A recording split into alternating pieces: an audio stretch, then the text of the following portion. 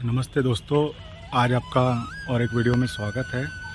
तो जैसा कि आप देख रहे हो, हम आज आए हैं यहाँ पे सीनियर भोसला पैलेस, जो नागपुर के राजा का पहले का महल था। ये देखिए उसका गेट है। और किस लिए आए हैं तो आपको बताते हैं कि यहाँ पे गणपति की स्थापना की गई है। अब आप कहोगे गणपति जी तो विराजमान होके विसर्जित हो चुके हैं, लेकिन यहाँ पे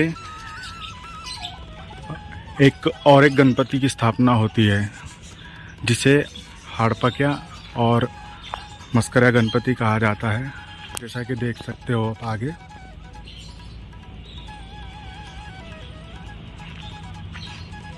ये देखिए,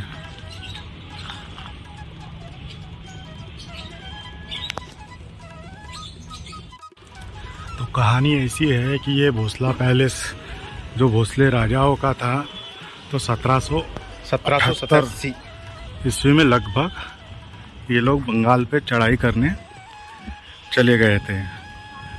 और उसी दौरान गणपति स्थापना का समय आ चुका था।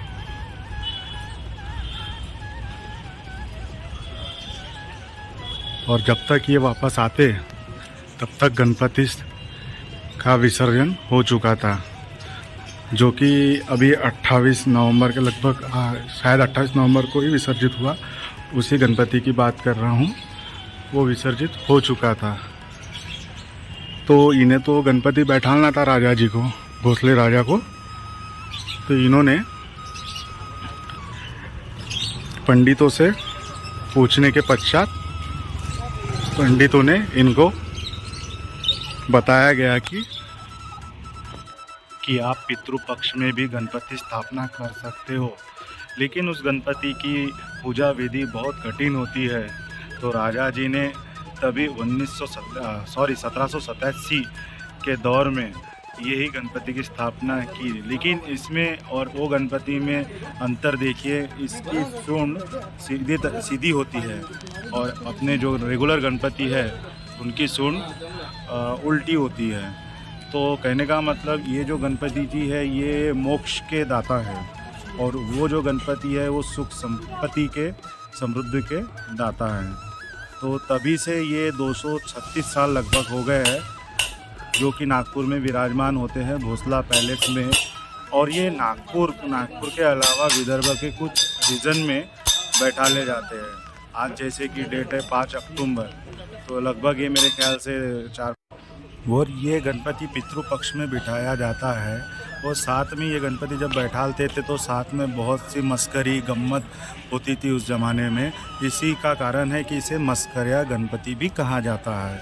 और ये मतलब इसकी पूजा थोड़ी विधि कठिन होती है नॉर्मल जो गणपति होते हैं उन्हीं से। और ये नॉर्मल जो गणपति होते हैं उन्हीं के विसर्जन होने के बाद पितृपक्ष में इनको विराजित किया जाता है।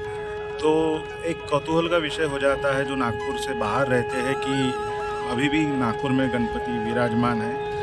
हमें भी लगता था जब हम छोटे थे तो इसकी कहानी क्या है करके पता नहीं था, लेकिन जब बड़े हुए तब पता चला हमें कि इस तरह इसकी कहानी है और ये गणपति जी ऐसे होते हैं।